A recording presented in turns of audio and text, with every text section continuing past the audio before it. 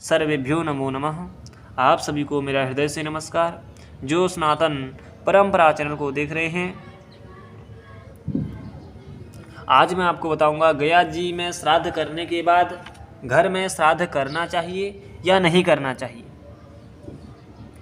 तो श्राद्ध की जहाँ बात आती है, पितृकार्य, जो पितृकार्य है, देव कार्य से भी अधिक महिमा पितृकार्य की है। देवकार्यादपि सदा पितृकार्य विशेषते देवताभ्यो ही पूर्व पित्राणाम माप्यायनम वरम।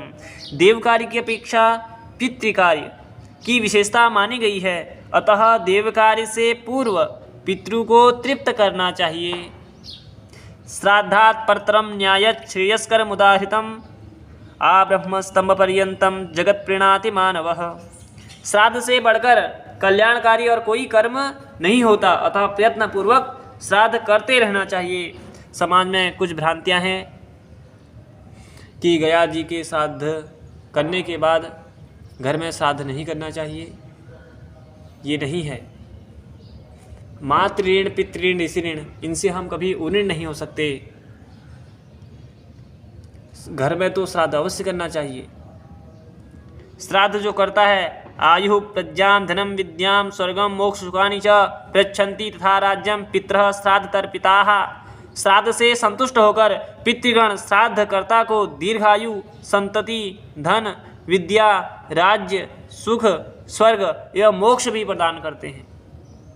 यहाँ तक लिखा है कि जो श्राद्ध करता है, जो उसकी विधि को, विधान को जानता है, जो श्राद्ध करने की सलाह देता है और जो श्राद्ध का अनुमोदन करता है, इन सबको श्राद्ध का पुण्य मिल जाता है। उपदेष्टा अनुमंता च लोके तुल्य फलो स्मृतौ। तो श्राद्ध करते रहना चाहिए। ये खाली लोग कहते हैं गया जी के बाद श्राद्ध नहीं करना चाहिए। वो लोग केवल पिंड छुटाने के लिए जाते हैं। ना हम घर में अब ना तर्पण देवें, ना पिंडदान करें, ना ब्राह्मण भोजन करें।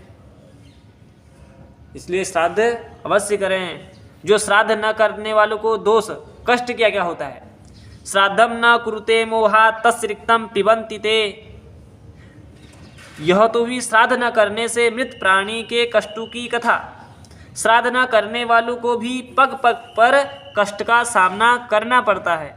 मृत प्राणी बाध्य होकर श्राद्ध न करने वाले अपने सगे संबंधियों का रक्त चूसने लगते हैं। साथ ही साथ वे श्राप भी दे देते हैं। पितरस्य शापम दत्वा प्रियांति च। फिर सभी सप्त परिवार को जीवन भर कष्ट झेलना पड़ता है। उस परिवार में पुत्र नहीं उत्पन्न होता, कोई निरोग नहीं रहता और कोई लंबी आयु वाला नहीं रहता।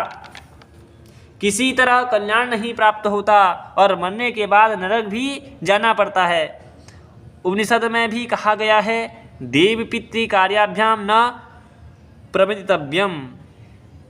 अर्थात देवता तथा पितरों के कार्यों में मनुष्य को कदापि प्रमाद नहीं करना चाहिए। प्रमाद से प्रत्यवाय लगता है। नित्य नैमित्तिकम काम्यम त्रिविधम श्राद्धमुच्यते। नित्य, नैमित्तिक और काम्य भेद से श्राद्ध 3 प्रकार के होते हैं।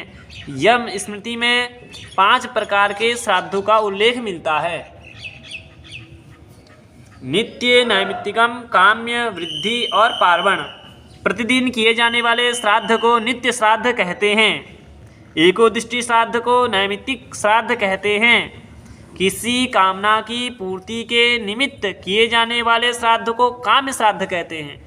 वृद्धि काल में जैसे पुत्र जन्म हो, विवाह, संस्कार इत्यादि मांगलिक कर्म हो, उसमें जो श्राद्ध किया जाता है उसे वृद्धि श्राद्ध या नांदी श्राद्ध भी कहते हैं। पितृपक्ष, अमावस्या तथा पर्व की तिथि आदि पर जो सदैव विश्वदेव सहित श्राद्ध किया जाता है उसे पार्वण श्राद्ध कहते हैं। नैव श्राद्धम विभजयेत। धर्म सिंधु में लिखा है, श्राद्ध कभी ना छोड़ें, श्राद्ध करते रहें। श्राद्ध के अधिकारी कौन कौन हैं? पुत्रः पौत्रास तत्पुत्रः पुत्रिका पुत्र एव च पत्नी भ्राता च तज्जस्य पिता माता सुता तथा भगिनी भग्नेश्च सपिंड सोदकस्तथा सपिंड संततिर्वासी क्रियाहो नृपजायते। पिता का श्राद्ध करने का अधिकारी मुख्य रूप से पुत्र को ही है। कोई पुत्र होने पर अंत्येष्टि से लेकर एकादशा तथा द्वादशा तक की सभी क्रियाएं ज्येष्ठ पुत्र को ही करनी चाहिए। विशेष परिस्थिति में बड़े भाई को समय ना हो या बड़ा भाई ना हो तब छोटे भाई भी कर सकता है। यदि सभी भाइयों का संयुक्त परिवार हो तो वार्षिक श्राद्ध भी ज्येष्ठ पुत्र के द्वारा ही एक ही जगह संपन्न हो सकता है। यदि भाई आपस में अलग अलग रहते हो, वैर भावना रखते हो, तो उनको अलग अलग श्राद्ध करना चाहिए जब संयुक्त परिवार ना हो। यदि पुत्र ना हो तो शास्त्रों में श्राद्ध का अधिकारी के लिए विभिन्न व्यवस्थाएं बताई हैं।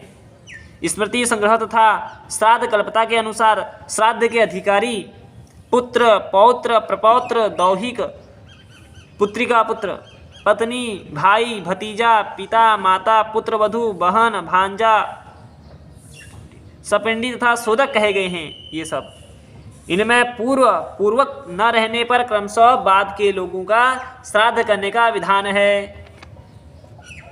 गया में श्राद्ध करने की अत्यधिक महिमा है। जो महालयार पक्ष आता है अश्विन मास में, उसमें नित्य श्राद्ध है गया जी में। जीवतो वाक करणात् क्षयाहे भूरि भोजनात् गयायाम पिंडदानाच्च त्रिभिर्पुत्रस्य पुत्रता। देव भागवत वर्णना है। जीवन पर्यंत माता पिता की आज्ञा का पालन करना, श्राद्ध में खूब भोजन कराना, गया तीर्थ में पितरों का पिंडदान अथवा गया जी में श्राद्ध करना। जो श्राद्ध करता है उसका उस पुत्र का पुत्रत्व सार्थक हो जाता है। इसलिए नित्य श्राद्ध तर्पण नित्य करें, संध्योपासन नित्य करें। जब पर्व आए, कुछ त्योहार आए, जिस दिन आंधी श्राद्ध अवश्य करें, और श्राद्ध तो करें ही। यह शास्त्र विधि मुत्सृज्य वर्तते कामकारतः न ससिद्धिम अवाप्नोति न सुखम न पराम गतिम। जो पुरुष शास्त्र विधि को त्याग कर अपनी इच्छा से मनमाना आचरण करता है वह न सिद्धि को प्राप्त होता है, न ससिद्धिम अवाप्नोति न सुखम न पराम गति। न उसको कभी सुख मिलता है, न मरने के बाद उसकी परम गति होती है। तस्मात् शास्त्रम प्रमाणम ते कार्याकार्यवस्थितौ ज्ञात्वा शास्त्र विधानोक्तम कर्म कर्तुमिहार्हसि। और जो शास्त्र के पालन करता है, जो शास्त्र में लिखा गया है उसका उस राह पर चलता है, उस धर्म पर चलता है, और कर्तव्य और अकर्तव्य की व्यवस्था में शास्त्र ही प्रमाण है, ऐसा जानकर तू शास्त्र विधि से नियत कर्म करने योग्य है। नियत कर्म कर, जो शास्त्र में लिखा है उसी कर्म को करते रहो।